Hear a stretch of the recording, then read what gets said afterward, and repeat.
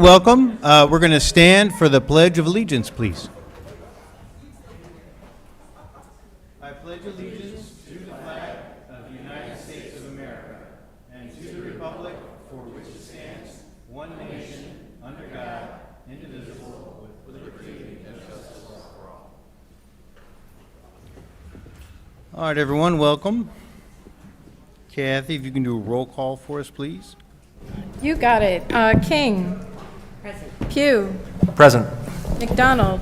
Here. Galogli is absent. Deskin. Here. Bergbauer. Here. Saban. Present. And Bartleson. Here. We have a quorum. All right, I see our police chaplain, Bill Carroll, is here to open us up. Everybody, please pray with me. O Lord, your glory shines throughout the world, and we commend our city to your merciful care, that we may live securely in peace and may be guided by your providence. Give all in authority the wisdom and strength to know your will and do it. Help them remember that they are called to serve people as lovers of truth and justice.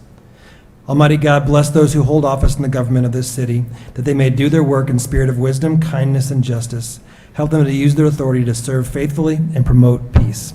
In your name, amen. Amen. Thank you, Bill. All right, friends, got any liaison reports? I do. What do you got? This comes out of the Finance Committee. Last month, we hired 3 new people, all of which were replacements for prior folks that were in those positions. We have 2 Dans, so now we have multiple people with multiple names, so you got to come up with nicknames for Dan 1 or Dan 2. So that'll come, I'm sure, as we understand them a little more. And then Dan Powers is the CED engineer. He supervises external projects that are more in, such as like the Springs apartment development, things like that that are going on. Just make sure that they're doing their job to make sure the development ends up on track. And then Dan Watson, he's a civil engineer. I think I may have those two mixed up. Dan is internal. And then we have Robert Shea, who's a code enforcement, who's a replacement for somebody who went on medical leave and didn't come back. And then if you notice, if you come up and you're looking for the offices for the CED, if you come up on the 2nd floor, you'll see they have new signs. CED is this way, building that way, so if you're used to going to one or the other, look at the sign, and you'll get directed to the right place. So that's all I got. Thank you. Very good, thanks. I like Robert, the new code enforcement guy, because he looks like Kingpin. Yeah. Yeah. But he's a really nice guy. But it's nice because when he first walks up to you to tell you got to cut your grass, he looks intimidating. So, yeah. But he's a nice guy, so don't be intimidated. Anybody else? Well, I'm here tonight. It's at the last meeting that I may not be here tonight because my daughter-in-law was pregnant. She's not pregnant anymore. So I have a brand-new grandson, 1 week old, about 5 minutes ago, and named Noah Michael. So Very fun. Good. Very good. Congratulations.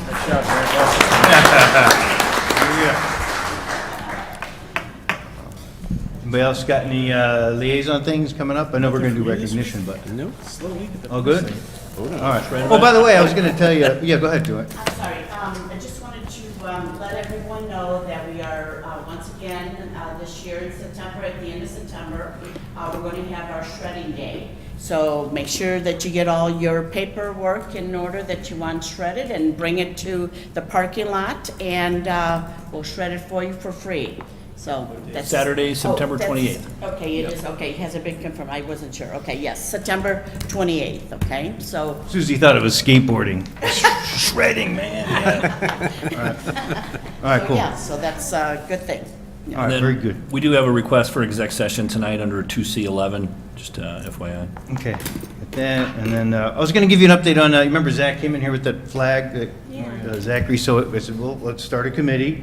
So we just had our first committee meeting. So a young man came here a couple months ago, had some ideas about designing a new flag for the city. And I wanted to encourage him to kind of learn how to do a process, with kind of being a little more methodical about it. So he did an outreach along with some help from us to asked some folks to be part of the committee and, brought a guy named Marty, who's kind of a professional vexologist, and he was on there on Zoom, and it was really good. There was like about 5 young people came out to it, and we kind of talked about good design points that you need to have in a flag, good flags, bad flags, and so thinking about the symbologies, and it was a great first meeting. I was very proud of them, and Zach ran it. I asked him to chair it, and, it's a good way of learning how to do things. So it's off to a good start. I know Bob McBride's here tonight, Superintendent Bob. He's going to give us some updates. I got to put my glasses on so I can see. There he is. Come on up, Bob. Tell us what's going on, please.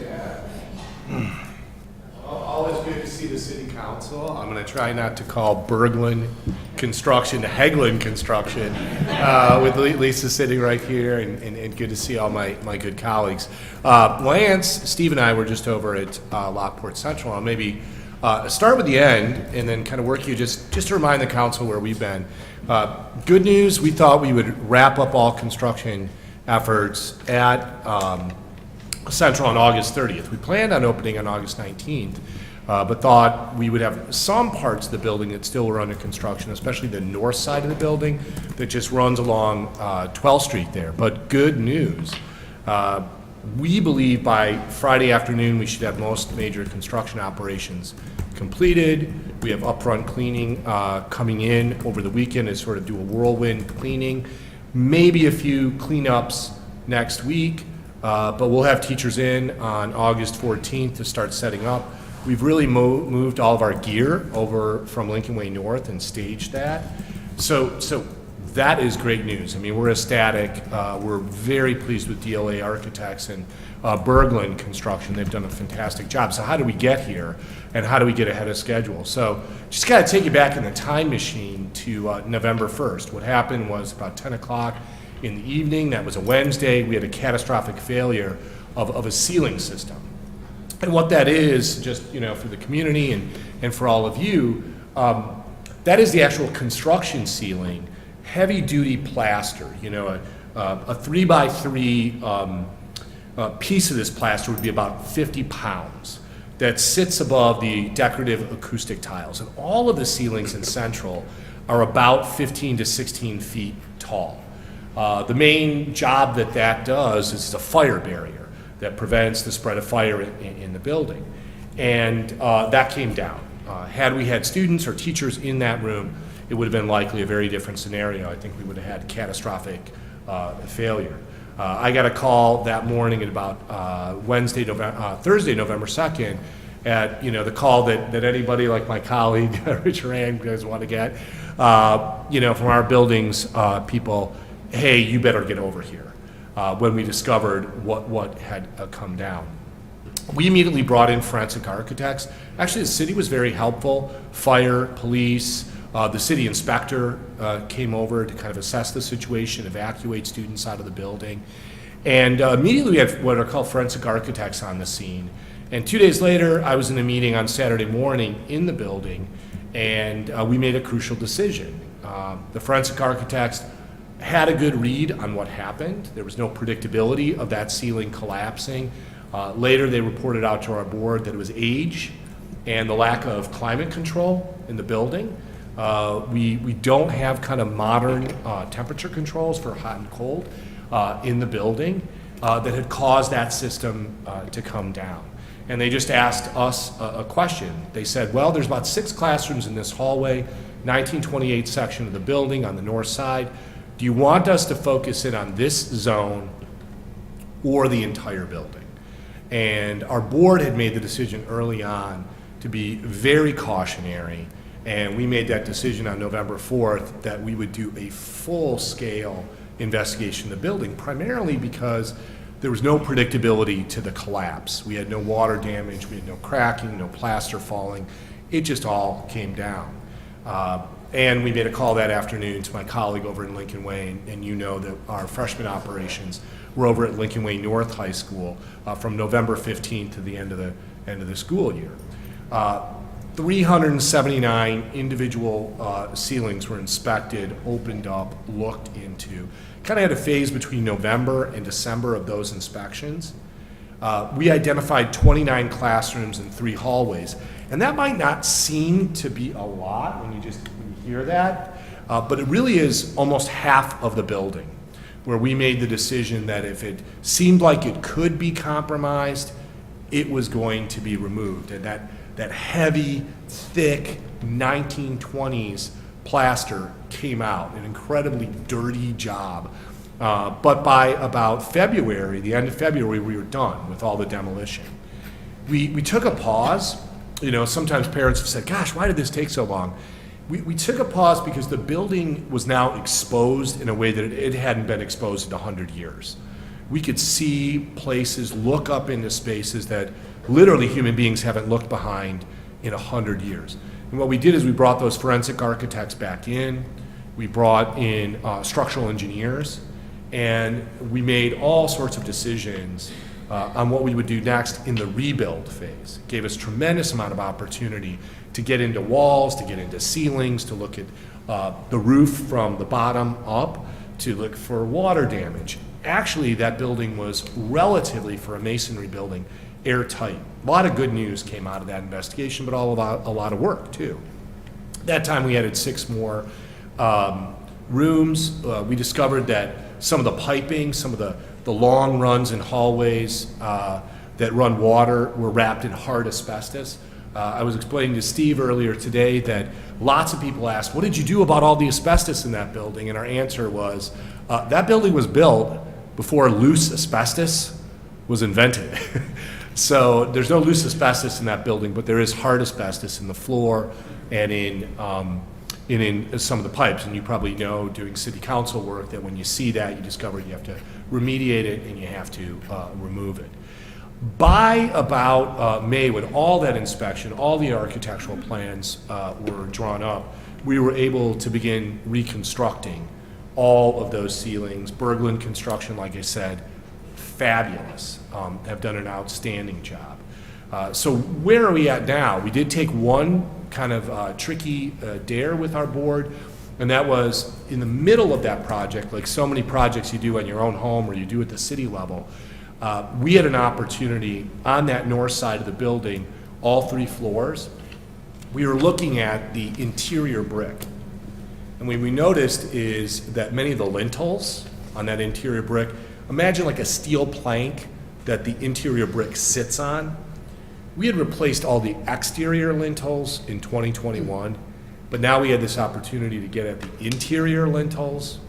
It had the possibility, if that project went wrong, to really delay the opening of school or even delay it by a semester.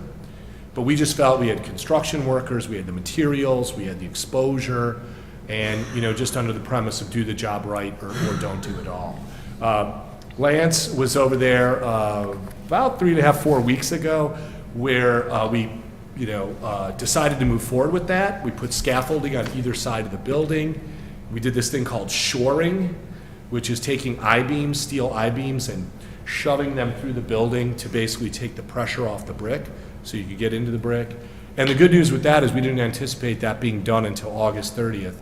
That will be done by Friday. So all those interior walls on that north side are all reinforced and shored up. And I could probably tell you a lot of different small things that we did throughout the building where if we had an opportunity to do it, we did it. One of the great things is we've replaced all the ceiling tiles in the entire building, and we have all new lighting, new LED lighting. So, Lance said that the brightness on the inside of the building's probably gone up by about a third. So we're right in line. We're right where we want to be. Our board on May 20th passed a resolution. With the referendum not passing, the community didn't support a full-scale renovation of Central. We do have an obligation to secure the most practical and urgent elements, and our board passed a resolution on May 20th to do that. This was the first phase of that. We're going to do that through using fund balances, possibly using what's called life safety bonds, debt, all of that low tax impact on taxpayers. In order to start doing that kind of work, we have roofing work that needs to be done, tuck pointing, masonry work. And really the crossroads where the district is, and all of us really in the community, is for how long. We have to make a decision about for how long we want to occupy that building. That's going to be a big decision that our school board is going to have to make in terms of money that would have to go into the building. What I would tell you that we've learned is it is a very solid structure that has really stood the test of time, and that's saying kind of looking behind the walls and looking into it, and more people, forensic architects, engineers, architects, construction people, tradespeople, have been in that building in a way that hasn't happened since it was built, literally.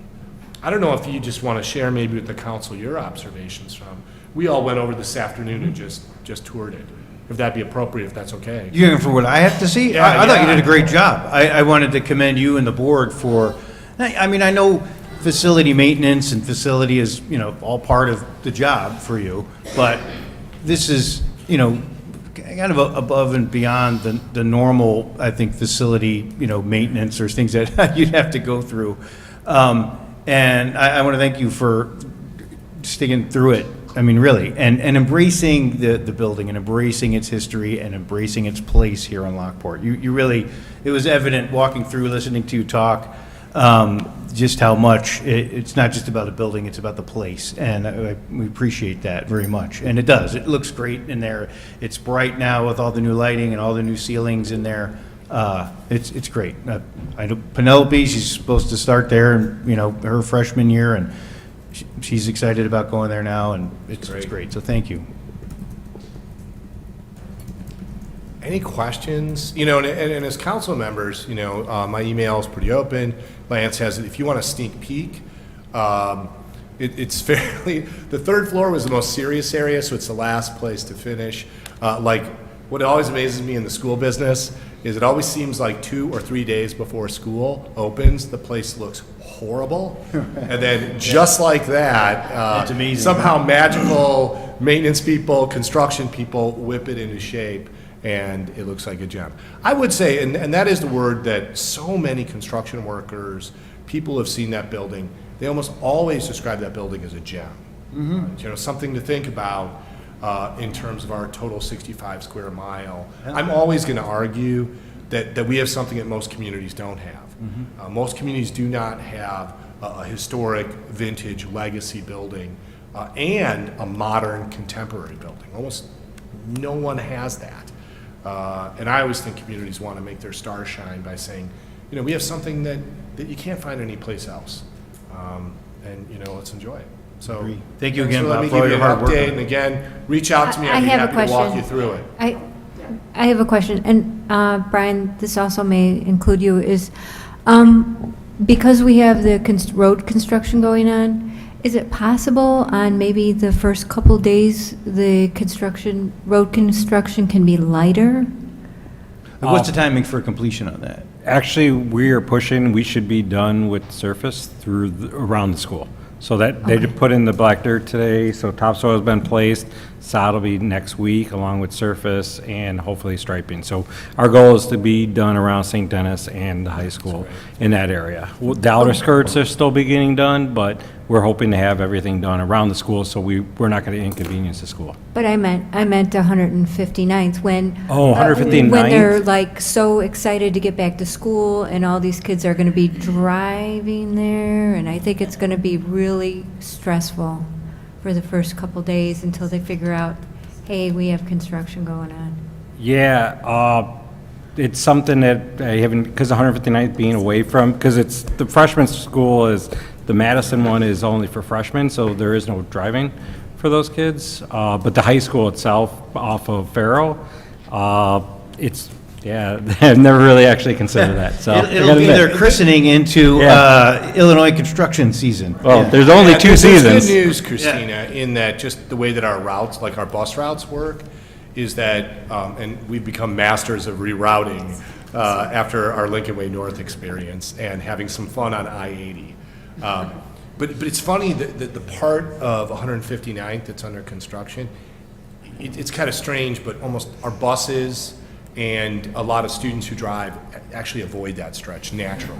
Just the way the rhythm of the 2 buildings work, and especially with the freshmen, there's only staff that drive there, And they usually adjust if there's construction, they're used to that, you know, so I think the impact should be relatively minimal. Okay. It's good, right? Right.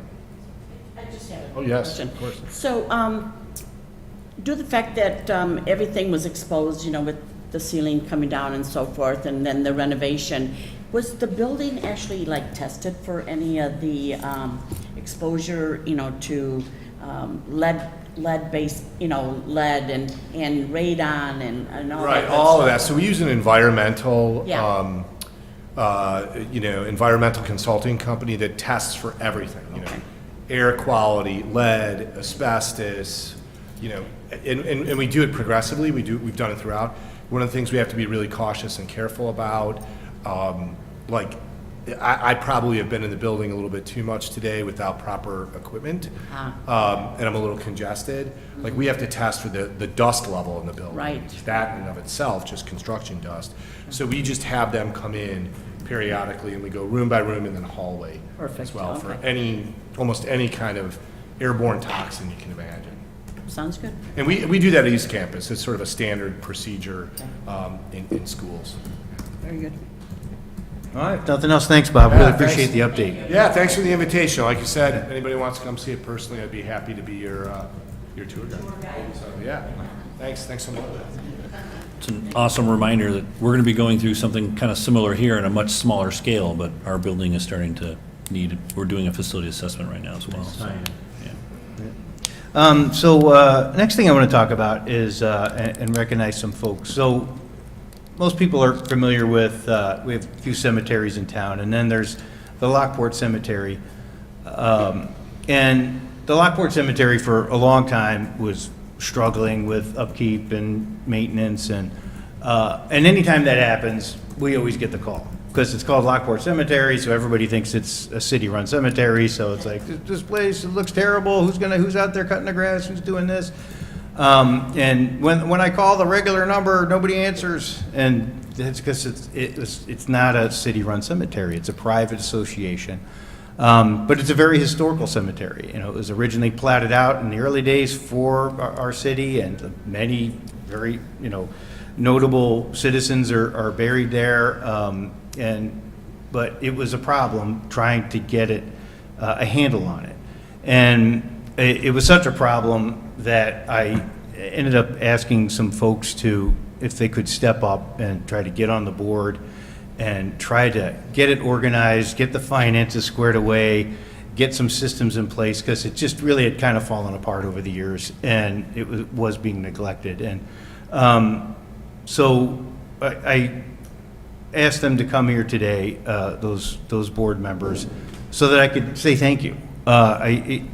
It just like Central High School or this building, the cemetery is part of us.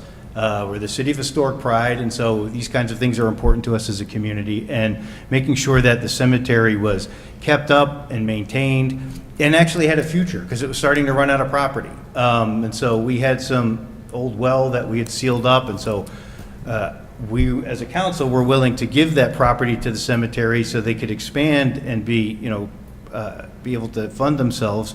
But I didn't want to give it over, none of us did, if the board was dysfunctional. And so before we did that, we wanted to make sure it was squared away. And the folks that I want to recognize tonight did just that. And I can't thank them enough. And Darren was one of those people. And why don't we go down there? If you want to say a few words about it, please, because I don't want to take all the thunder. If there's anything you want to say about like what you had to go through to do it, I appreciate it.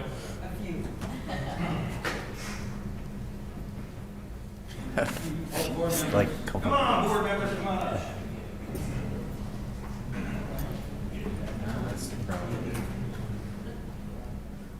Here, if you want to read their names, and then. Sure.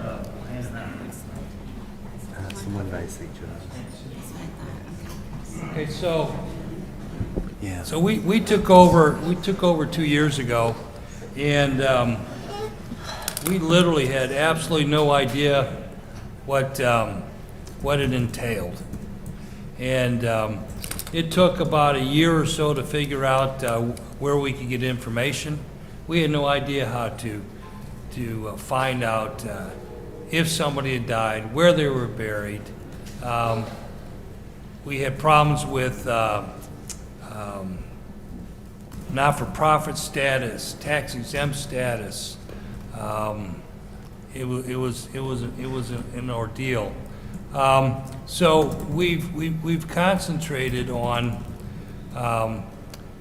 the financial stuff was the first year, getting that all squared away, and Ron Liff has done an amazing job doing that. And so currently what we're doing is we're trying to collate, there's like 5 or 6 different sources of information. We're trying to collate it into 1 or 2 sources, so we don't have to go into a 1990 computer to find information. And so it's just been an ordeal. Then we have to go in and find, is somebody actually buried in this empty spot out there? So we've probably got another 2 or 3 more years before we can take a deep breath in and say, okay, we actually accomplished something. But we have some board members here. Andrea Zelli? Okay. Thank you so much. Hey, I got your outstanding citizenship. And so, thank you. We have Sandy Vasco, who is also the CEO of the Will County Historical Society down on State Street. Brian Conroy, who's not here. Lee Spur, who's not here.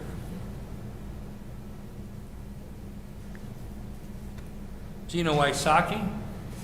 Okay.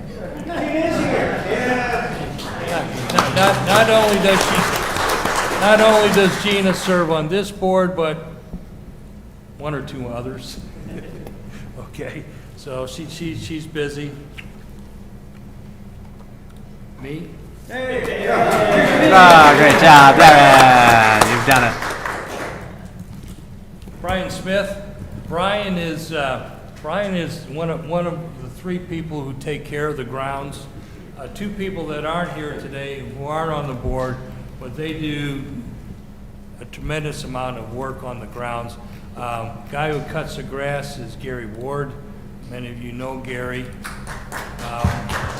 And then the guy who probably has the one job that none of us would ever want to have, he's the guy that does all the weed eating out there, all the weed whacking. His name is Dave Jivna, and it's just a mind-numbing job, up and down the rows, going around the stones, and when he gets done, he gets to do it all over again. So he works real hard. Jerry Edelman, okay. Jerry is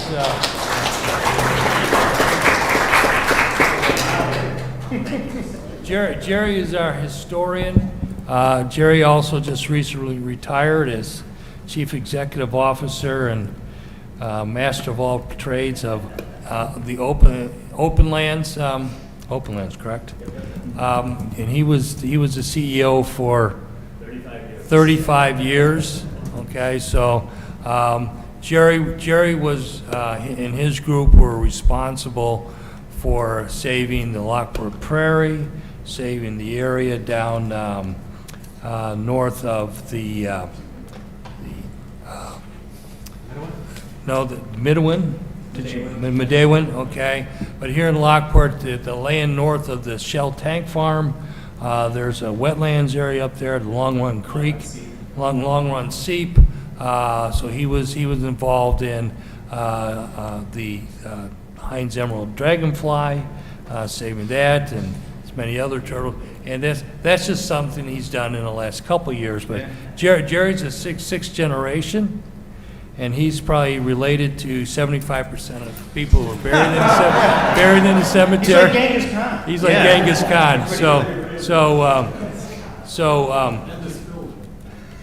Okay. And so maybe Jerry could just say a couple of things about the history of the cemetery when I'm done. It was incorporated in 1853. It's an old cemetery. Ron Liff. Ron is our treasurer, and just a tremendous amount of work, working with the state of Illinois, working in the IRS, trying to go ahead and get all that stuff squared away. Thank you. Good job. Right, well, I want to say something about Darren. Darren has worked tirelessly also as president. Anytime we need to get a hold of him, or he's there for the burials, he's there to sell the plots. Yeah. Darren's worked tirelessly, and he's done a great job.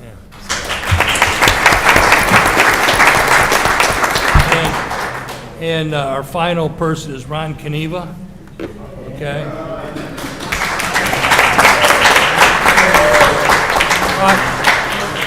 Ron was a city attorney for 30-some years.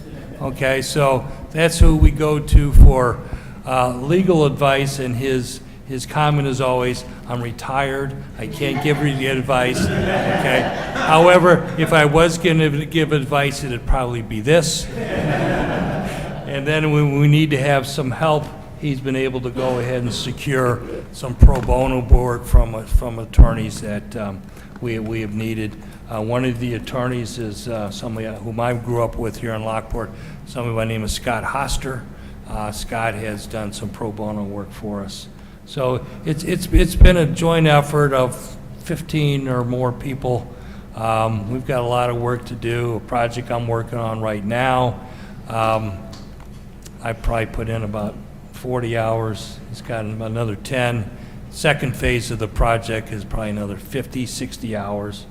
Next project is about 100 hours, so there's a lot of work to done. So Jerry, if you can just go ahead and say just a couple things about the history, just a short thing about the history of the cemetery, because it is important. I mean, it's not too many towns have cool cemeteries like this in there. Well, thank you, Darren, and thank you, Darren, and the board for the incredible amount of work, and the mayor and all of you for your support. I mean, it's been remarkable. But it is a very important cemetery, one of the oldest in northeastern Illinois. It actually dates back to 1836. It was part of the original town plan. And then in 53, it was the state legislature, created the board that now runs it as a not-for-profit. But it contains graves from veterans from every war, from the Revolutionary War on. I mean, pretty amazing.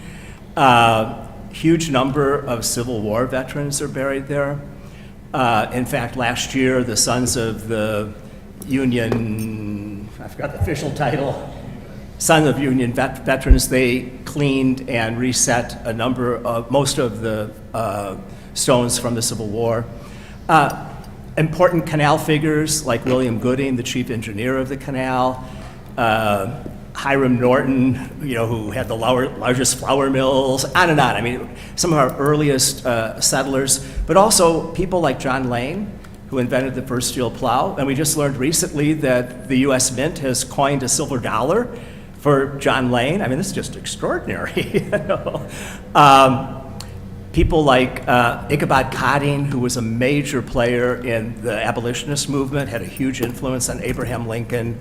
John W. Norton, extraordinary artist who really kind of brought back mural art before the New Deal. Edward F. Wurst, who was responsible for the revival of weaving in this country. I mean, the list goes on endlessly. Also, the monuments themselves, a number of them were carved by local people. They're unique to Lockport.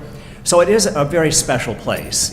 We do tours for Canal Days, and every year there are more and more people who want to go, because it's kind of an open-air museum in a way, and it tells the history of Lockport and the region, and to some extent the state of Illinois and beyond. So I think we see the first phase of this. Are we acknowledging Homer here? Someone do? Okay, oh good, I won't do that then. Oh, I will do it then. So Homer Tree Care, and we can't thank you enough. We have two representatives here. You should stand up here. Hey, come on up here. Including my cousin once removed, Jim Day.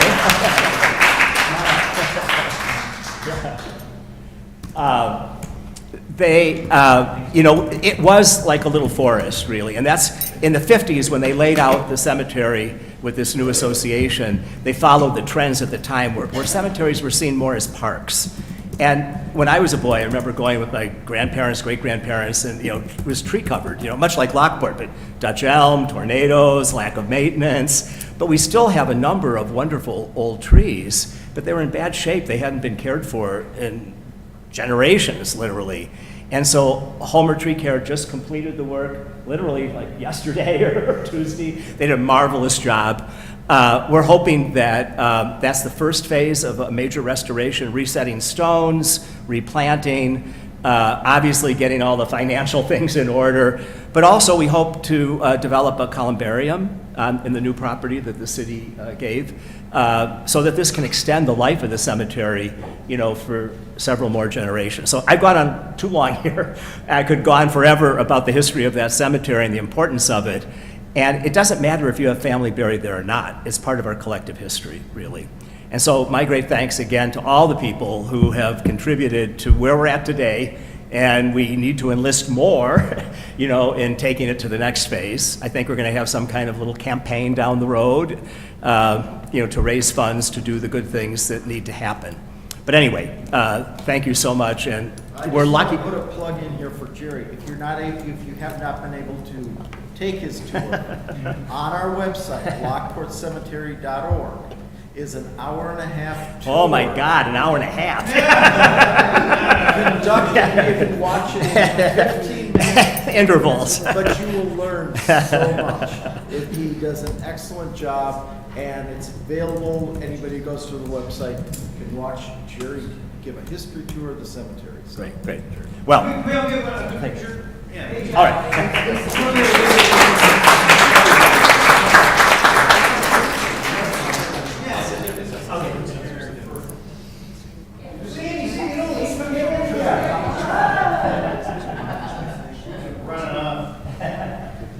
And again, thank you, Homer. Wow. No, I mean,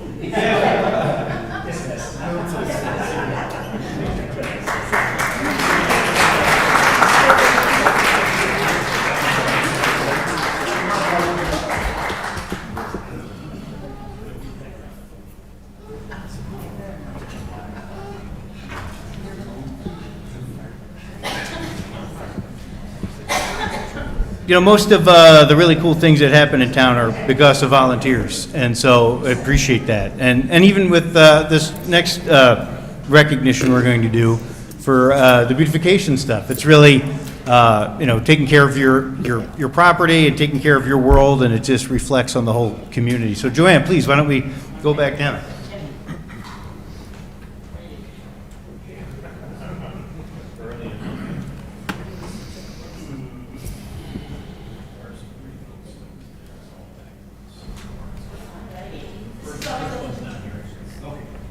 It's always a fun part of recognizing people that take pride in their homes and their landscaping and decorating, depending on the season.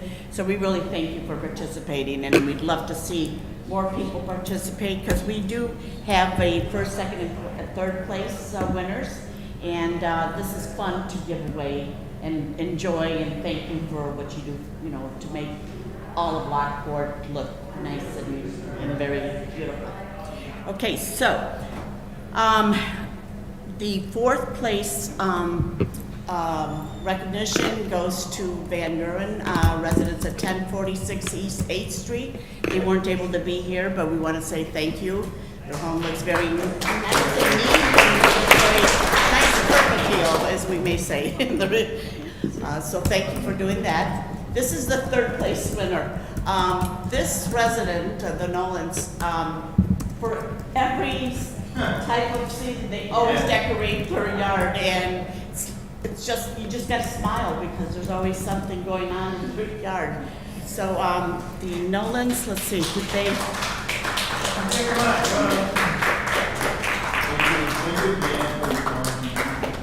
Yes. Let me get a sign, let me get a sign.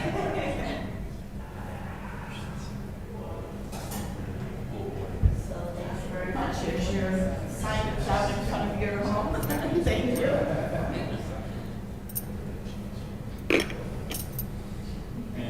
Congratulations. So for being our third place, first of all, you have a $75 gift certificate. So congratulations. Second place winners are the Giorgios, the residents at 16542 East Lake Parkway. So thank you and congratulations on second place. You will get. Yes. So you will get a $75 gift certificate to. Thank you. So,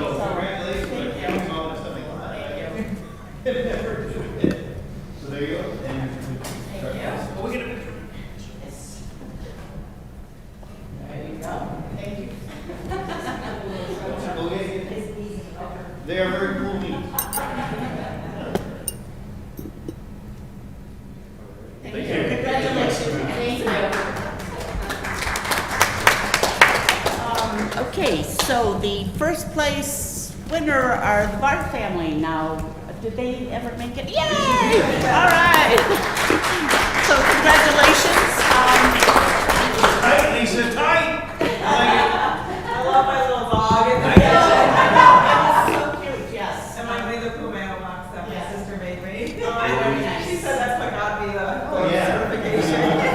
Thank So it's you. very nice and congratulations. Thank you so much. You have won a $100 gift certificate for me. First place. You Congratulations. used it as a vending machine. For Coke. Thank you.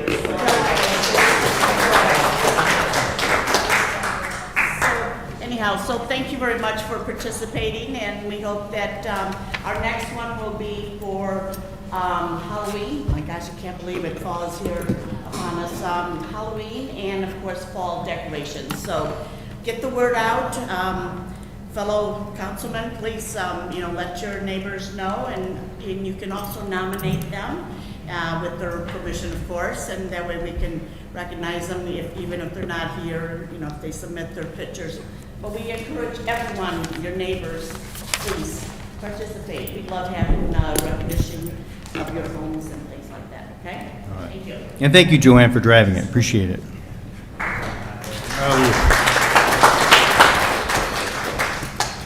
All right, my friends, you guys, now we gotta get to work, all the fun stuff's over.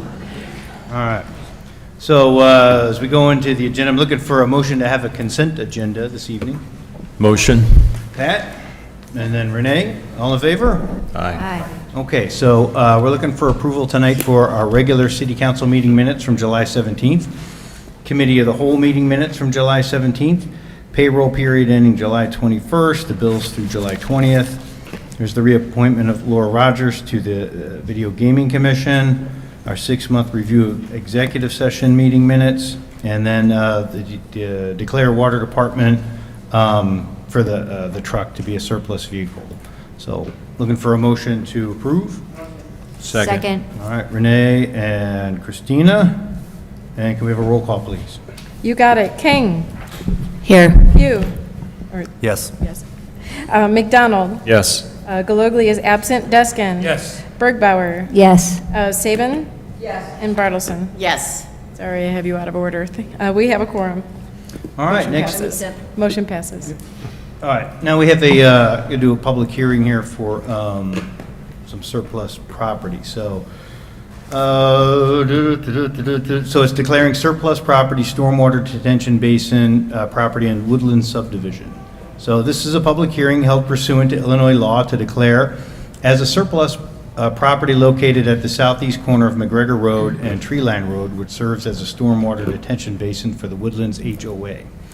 So I'm looking for a motion to open the hearing. So moved. Second. All right. Jonathan and Patrick, all in favor?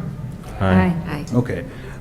Sunny, why don't you give us the summary, please? Yes, Mayor, members of the City Council, at the last Committee of the Whole meeting, I went through the details regarding how this property ended up being purchased by a tax buyer. At this point, the city owns the property through the foreclosure process, and this is the mechanism which we convey the property to the Woodlands HOA.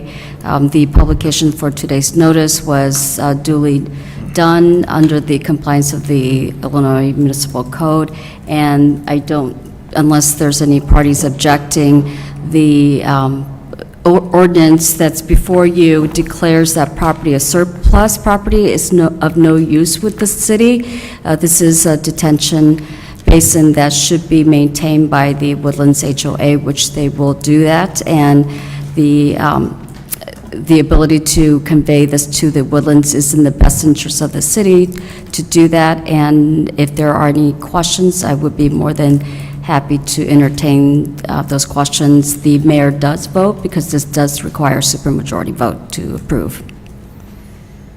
All right. Does anybody else have anything else, audience or council? All right, then if not, we'll look for a motion to close the hearing. Motion. That sounds like Renee and Joanne. All in favor? Aye. Okay, and then, so now we need a motion to approve ordinance 24019, declaring the property surplus. Second. All right, Christina and Renee, and we'll do a roll call. You got it. King, Yes. Pugh, Yes. McDonald. Yes. Galogli's absent. Duskin. Yes. Bergbauer. Yes. Bartleson. Yes? And Saban. Motion And passes. the mayor votes. Oh, and Mayor. Yes? All right, motion passes. All right, next we have declaring a 2014 Ford Explorer surplus, so we're looking for a motion to approve 24081, authorizing the city of Lockport to declare said vehicle surplus. So moved. Second. All right, Christina and Susie. Any questions on that one? Lots of surplus lately. This one we call the Beast. This vehicle has been in bad shape, so we're finally getting rid of it. It was an old police car, and we've used it as much as we can here at City Hall, but we got to replace it. Heard it makes a lot of noises. Right. I saw it outside on the way in.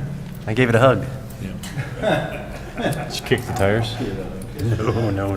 Yeah. So if we're all good, we'll do a roll call. You got it. King, Yes. Pugh. Yes. McDonald. Yes. Galogli's absent. Deskin. Yes. Bergbauer. Yes. Bartleson. Yes? Saban. Yes. Motion passes. Thank you. And then, of course, replacing those. Yeah, so now CA2, so now we're looking for a motion, Resolution 24086, which is the purchase of 2 new vehicles. We'll get these from Bettenhausen, so we'll get a little tax revenue. And then, yeah, we're looking to replace them. So looking for a motion. Motion. All right, we got Pat and Renee. Any questions on that? These were used vehicles that we felt like we got a good deal on. We tried to originally purchase and do these through a co-op, but we ran out of time, and they didn't have any more vehicles until next year, and we have 2 new employees that need vehicles to get to work soon, so we put this on the agenda to do this quickly, and appreciate the approval of Resolution 24086 and the amount of $48,750 for 2 used vehicles from Bettenhausen. All right, we'll do a roll call, please. You got it. King, Yes. Pugh, Yes. McDonald. Yes. Galogli is absent. Deskin. Yes. Bergbauer. Yes. Bartleson. Yes? Saban. Yes. Motion passes. Thank you. All right, next we're looking for a motion to approve 24083, which is the 20-year lease agreement with AC Power for that portion of the Star Innovation District for solar. So we're looking for a motion. Motion. All right, Pat. Seconded by Renee. All right, so give us the details. Where are we at? Yes, Mayor, members of the City Council, back in September 2023, the City Council approved an option to lease part of the property that was formerly owned by MWRD and a portion of the property now called the Star Innovation District that the city owns, the former Chevron property. This is, at that time, it was an option to purchase to allow AC Powers to due diligence to get its connections through ComEd, work out some of the grants. So almost a year later, attached a 20-year lease agreement is with AC Power to allow the use of the facility, the solar panels, to be located in portion of the MWR property and also the former Chevron property. The 20-year lease agreement provides for a further due diligence in a way that they are going to be able to look to make sure that they have all the financing in place, and at that due diligence period, they still have to pay the city, rent, which is, I believe, $1,500 for per quarter during the development period. After they do construction with the facility is up and running, the rent will be paid by the electricity that will be generated from those facility. This is a very exciting moment because this is the first time that the city will be able to utilize and use the Chevron property that it purchased almost 3 years ago. So even though we didn't get the quantum facility, this is, this is just as good in providing green energy. So this is a 20-year lease agreement with 3 options to extend it 5 years each. And this is a win-win, I think, for both the city and AC Powers to bring this facility and use what is considered to be a brownfield in a better way. So if there's any questions, I would be more than happy to answer them. The reason why we brought this straight to the City Council is because AC Power needs financing and their deadline is in September. And that's why we brought it up immediately. But I think Ben could add to that. Yeah, and we talked about it prior with the council as well, that once it gets to full build at 8 megawatts, we're anticipating that it's about $200,000 a year in revenues that would just go to our general revenue funds, and we can utilize that and budget to wherever we need to, so. And it still has the opportunity for people to opt in for community solar? Yes, there will be a rollout with the program for community solar, and it's limited to a certain amount, but when we get that all forward, we'll come out and do a presentation to the community about that, and those who sign up fast enough can get a discount. Okay. And just for clarification, they need this agreement to get the financing, but if for whatever reason they don't get the financing, this expires? This is actually, they are due to put a $1.2 million deposit down with ComEd to reserve the grid space. Okay. And so that's why they need this agreement approved, so that they can do that with a level of comfort because it is non-reimbursable. Mm-hmm. And so before they plot that down, they want to make sure that the city continues to be supportive of the project. Yep. And the resolution does contain a provision that allows me to amend it further. There's a little details that we're working on, but we should get it done by September 1. But one of the companion piece to this item will be after this is the amendment to the use restriction on the MWRD property and also the indemnification agreements. That was sort of the holdup, the last hurdle that AC Power had. And now that that's already lined, that we did that recently, this is why we're bringing it before this city council. And are there any conflicts that you see? Like, I think we kind of really started moving forward with the Lockport Loop Trail a lot more after we talked to them about this initially. Are there any conflicts about the way our path would go through with We've this? ensured that they have at least 20-foot setbacks from us. They'll have their own fencing, and so, yes, we've accommodated all those into our plans. Okay, very good. Anything else? So Ben, the 24,545 per megawatt, you said there were 8 megawatts being generated there? Mm-hmm. We hope to, once it's all fully built out, all three Whether cell they do- pads? Mhm. So that'll be about $200,000 a year. Mhm. And that, right now, that property is just prairie land, so Right. out of that money is going to help keep it manicured and whatever. Yeah. Now, are they in charge? Most of it's gravel, actually. The part that they're using is even I worse. saw- Yeah, I saw the pads around, like, yeah, Yeah. okay. So they're going to be in charge of maintaining the Correct. vegetation around it, so that's going to be no burden on Right. us. And then the other benefit to the citizens are they can join the co-op and get a reduced electric rate. Right. A certain percentage will be able to, yes. Okay. How would they determine that? I don't know. And they will pay the tax bill that will be generated because it will be a private use that's generating funds. So they pay that as a part of this lease agreement based on the state formula that they use to quantify solar fields as it relates to taxes. Now, will any of that go into the TIF then? Because that's, okay, so It they're will. generating money into Yeah, TIF. 72% would go into the TIF and 28% would be spread back out to the other agencies. Sounds like a win-win. And their installation is really using these ballast pedestals, so they're not even driving into the Right. ground or anything. It's a really green opportunity. All right, friends, nothing else, then we'll do a roll call. All right, King, Yes. Pugh, Yes. McDonald. Yes.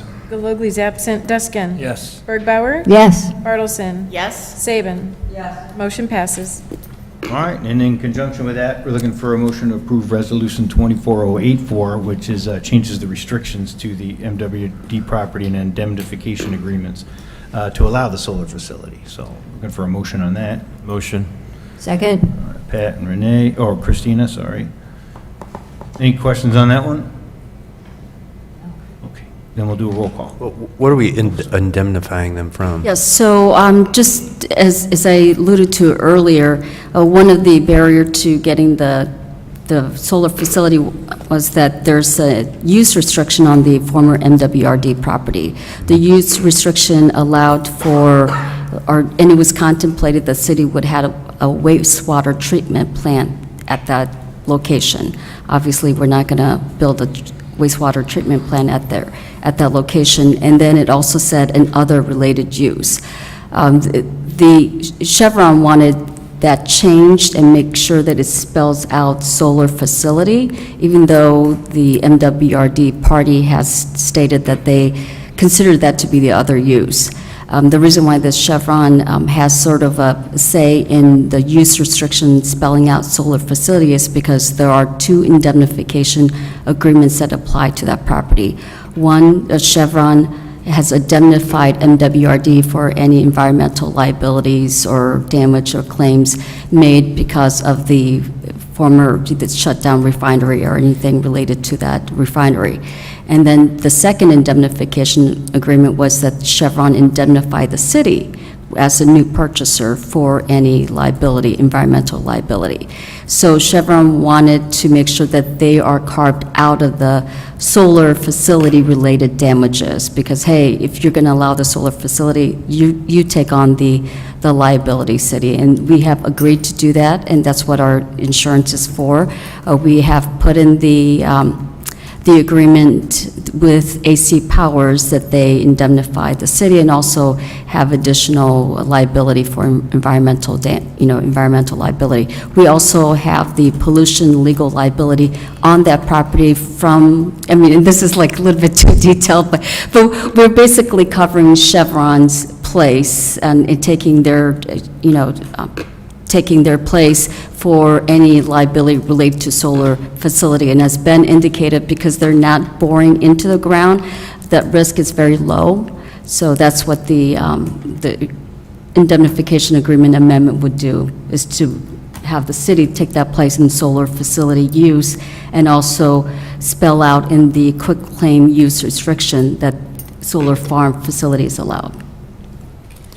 That's a long answer, sorry. No problem. Anything else then? Okay, then we'll do roll call, please. You got it. King, Yes. Pugh. Yes. McDonald. Yes. Gallogley's absent, Deskin. Yes. Bergbauer. Yes. Bartleson. Yes? Saban. Yes. Motion passes.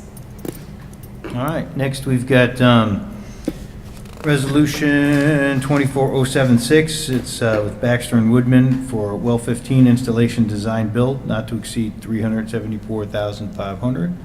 And we're looking for a motion to approve. Motion. Who's everybody?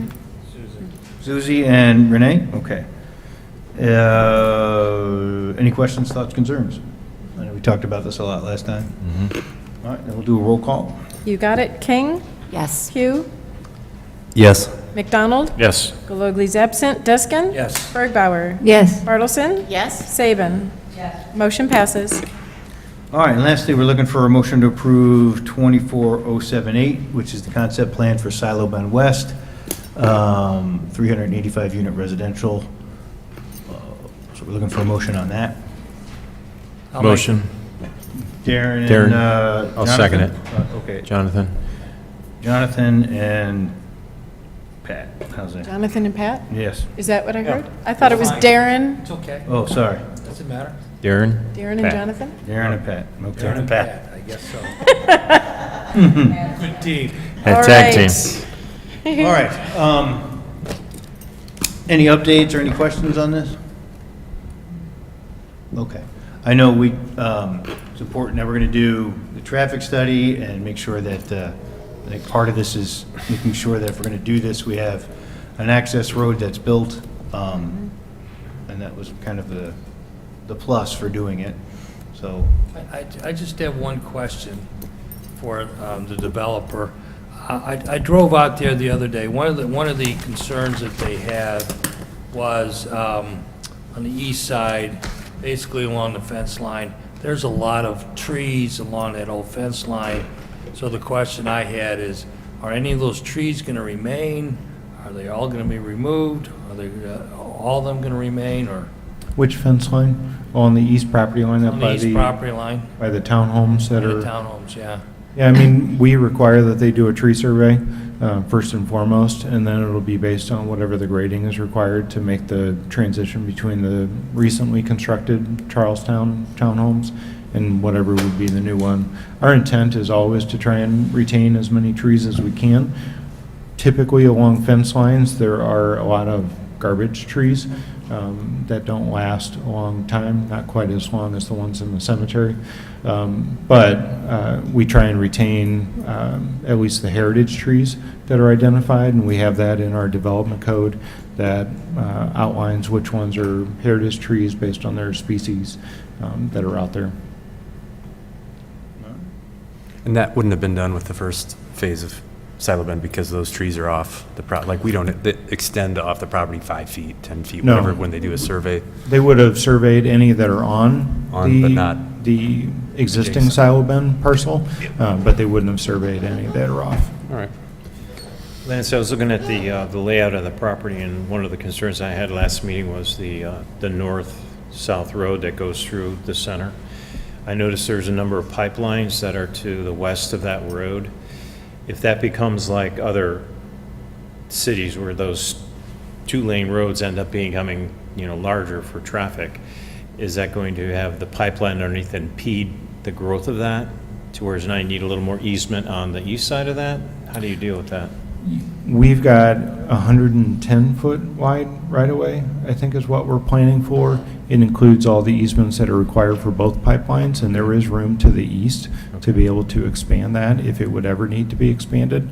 My guess is if it ever was expanded, it would only go to a 3-lane with a continuous left turn lane in the middle, kind of like what we're doing on Route 7. And I would probably also guess that there will be stop signs at some of the intersections along there. All right, cool, thanks. Yep. all right, anything else? Then we'll do a roll call, please. You got it. It's King, Yes. Pugh, Yes. McDonald, Yes. Lugly is absent, Deskin, Yes. Bergbauer. Yes. Bartleson, Yes? Saban. Motion passes. All right, my friends, any new business? I see, Rich, you got a card. Did you want to say some things? For committee of the whole, Okay. Oh, so we'll just sync it up with one of your, all right. it'll be for the CA1. Oh, I got you. I'm sorry. All right. Then we look for a motion to adjourn. So moved. All right, I got, it sounds like Joanne and I'll John. second, yeah. All I'll right, second. all in favor? Aye. Aye. So whenever you're ready, Kathy, just let us know. All right.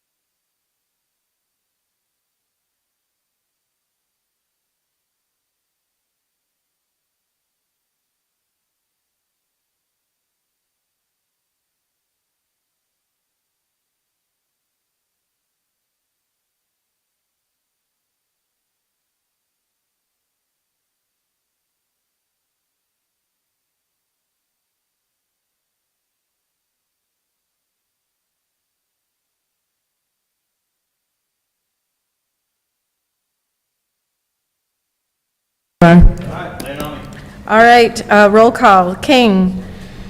Pugh. Present. McDonald. Here. Galogli's absent. Deskin. Here. Bergbauer. Here. Bartleson. Here? Saban. We have a quorum. All right. And CA1. What you got, Benjamin? Mayor, members of the council, CA1 is a professional services contract with V3 and Lago Vista HOA, thank you, for funds in regards to repair stormwater ponds in an amount not to exceed $150,000. If you recall, we've been going around town investigating stormwater ponds throughout the community with Chamberlain Associates, and putting together cost estimates and talking to HOAs about repairs that are needed. In this scenario, we're actually proposing a little extra work to help create some flows and that'll benefit even more than just that immediate area. We did have money in hand already from the Harts Builders, over $100,000. The city was going to contribute $34,000, and the HOA was going to contribute $16,000. And I know I shared some emails with several of you in regards to some of your questions. And this is an opportunity to make this right for the HOA. I know they're here, and I don't know if Rich wants to come up and say anything, but we just did this in similar fashion for Maple Hill subdivision, and in this case, most of the funding is actually being provided by the builder, so that's a good thing. And we're just seeking approval of Resolution 24085 to get them in there and to do this work. There's one lot in particular that's one homeowners that should be done at the same time, and the HOA didn't want to be part of that, and that was fine. And we just felt it was right that while we're doing the same work right next to it, we might as well repair that as well, and then the entire community benefits. So that's why our contribution's a little higher than the HOA's at this time. But again, the bulk of the funding is coming from the Harts Builder. Rich, do you want to come up and answer any questions, or do you have any questions for the HOA on this one? This would be a scenario where the city is going to contract with the vendor. They will add the Lago Vista HOA to their insurance certification, and they'll get in and out of here probably in a few weeks' time. It's not that much work. Maybe it's a couple weeks. They'll plan to do this still yet this fall. Okay, I'm going to kind of be a little redundant because Ben did a great job of kind of giving you the background, but since I already wrote this, I'm going to read it. So Mayor Street, City Council members, City of Lockport, public officials. My name is Rich Mullenhouse. I reside at 16825 Enterdale Avenue in the community of Lago Vista in Lockport. Tonight I'm here as a resident and as a member of the Master Homeowners Association Board of Directors in Lago Vista. Also attending on behalf of Lago Vista this evening is our HOA Board President, Dale Ariola. As most of you are aware, our community of 526 and growing single-family homes and townhouses is made up of mostly senior citizens. When planning our yearly budgets, we try very hard not to raise yearly fees while still accounting for the constant increases of service contracts, utility costs, cost of living, and taxes. We found ourselves in a very different type of budgetary crisis earlier this year. I'll explain. Our community is made up of many man-made ponds. Over the years, these ponds were transferred to the Homeowners Association by the developer with no oversight or inspections performed on their part to ensure compliance before the transfer process took place. 3 of these ponds were inspected by an engineering firm hired by the City of Lockport earlier this year. The findings of this inspection were presented to us in a 53-page document entitled Lago Vista Phase 5 Stormwater Management Facility Investigation for the City of Lockport. The result of this 53-page report was that all 3 of the ponds are in need of significant repairs at a significant cost. From the day that report was presented to us, the team of Ben Benson, Brian Loverling, and Lance Theus reached out to assure us that they wanted to help us get through our crisis. When a group of us first met in City Hall on May 15th, we were able to determine that 2 of the 3 ponds that were inspected actually still belong to the developer. That left us with 1 pond to deal with. Since that meeting in May, we have been in almost constant contact with Ben, who will be presenting a plan to the City Council that will hold the developer primarily responsible for the cost of the pond repair, while the city and the HOA split the remaining cost. It has the approval of the HOA Board of Directors, and we please ask that you also support this plan. Mayor Street, we want to thank you and your staff for your willingness to work with us on this project, and for that matter, anytime we have reached out for your guidance or assistance. I'd also like to thank everyone for your public service. We are lucky to have you as our representatives. Also, thank you for this opportunity to speak this evening. Very good. Thank you, Rich. Appreciate it. Thanks for sharing about staff. We do appreciate it. We have good staff, so thank you, guys.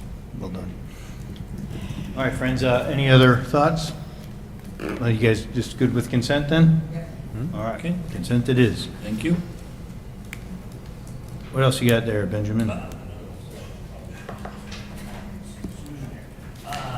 CA2, this is a fun one. John, back row, no zombie. Come on up, man. I'm talking without my microphone.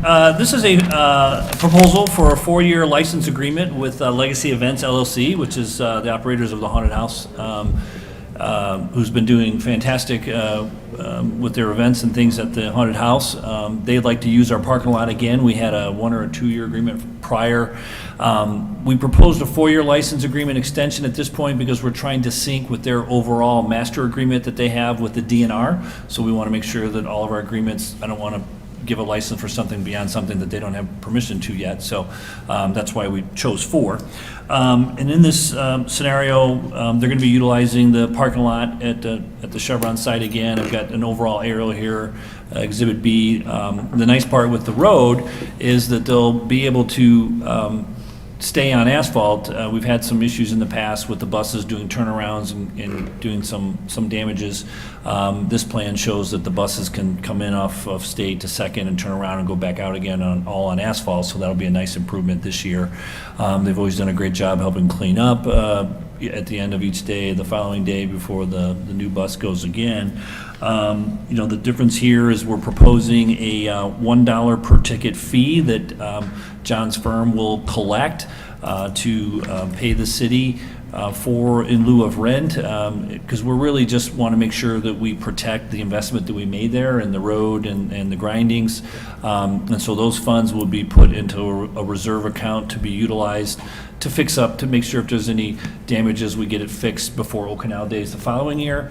If there's any leftover funds from that fund each year, we will maintain it in that same fund to potentially match grants that we could get for fixing Canal Road. In the past agreement, we had done the ticket share cost to pay for improvements at Canal Road. That worked fine, is only going to last so long.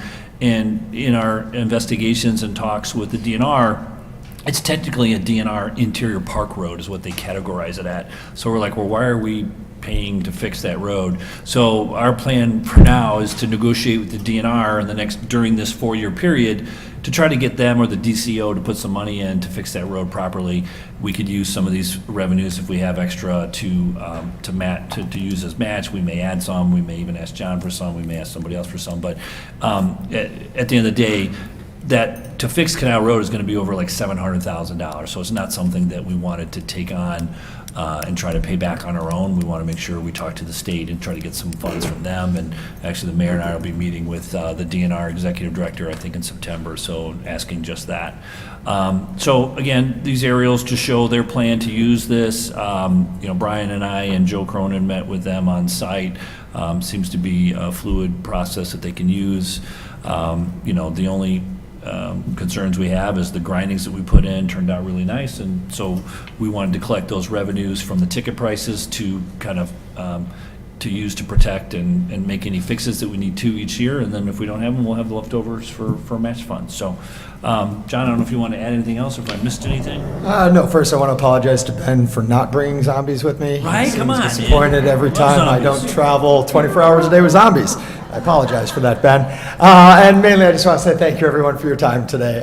It is, for our entire team, we've been here in Lockport for, going on 8 years now, and it has been a dream working with the city, and the parking lot turned out to be, I think, such a huge success, not only for us, but for all my friends who have businesses on State Street right now, because those buses pass by all the businesses on the way in and on the way out, and then they all eat and drink there.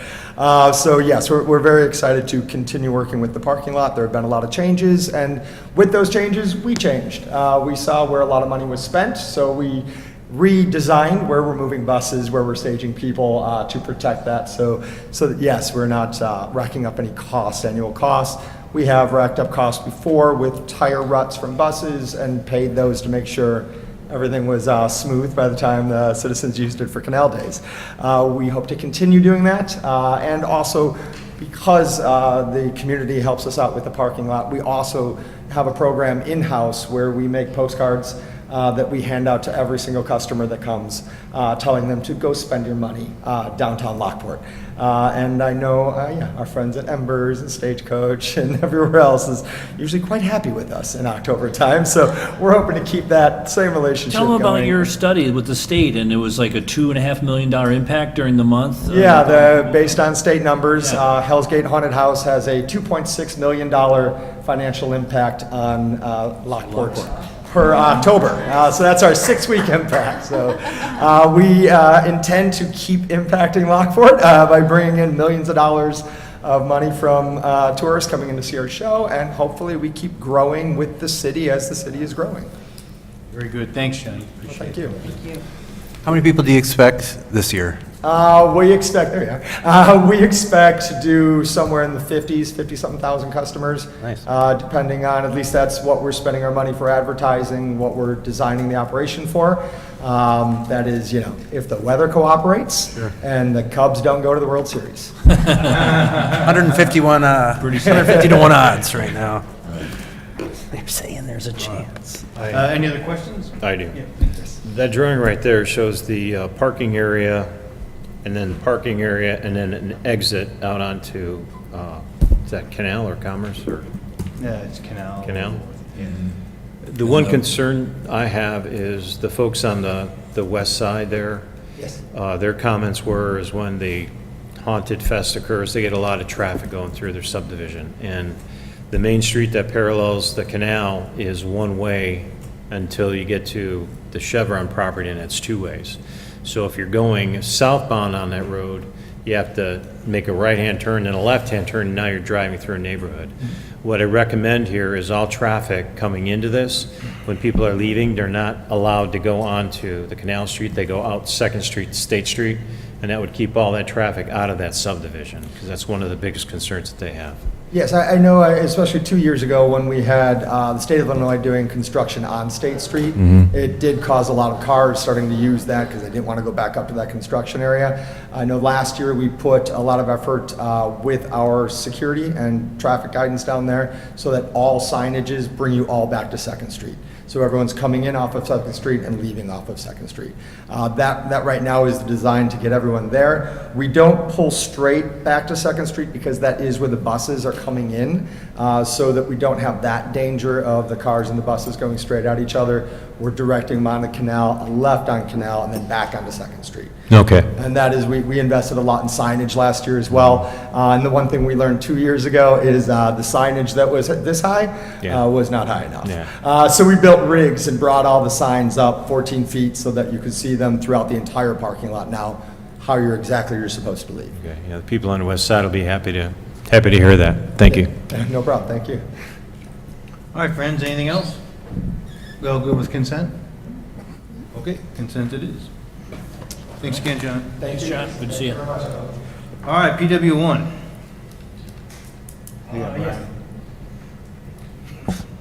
This is for the approval of resolution number 24-082, to set a proposal from Civil Tech Engineering for the design engineering services for the roadway improvements to 3rd Street at State Street and 6th Street from the state to the railroad. Also, as part of this, we're also tying in with the pavement cores for our 2025 resurfacing project. It's in the amount of not to exceed for $60,302.40. All right, questions, thoughts, concerns? All right. Was the core sampling wasn't part of the original resurfacing plan?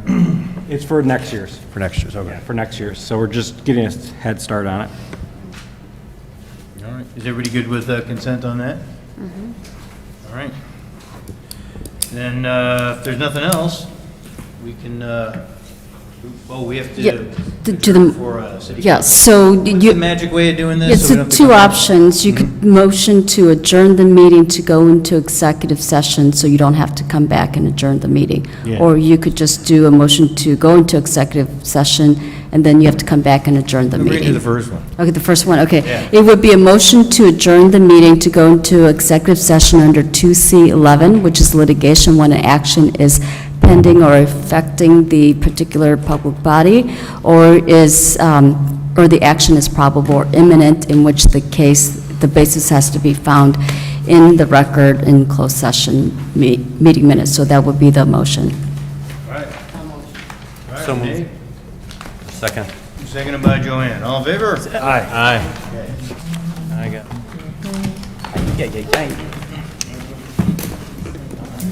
Yeah.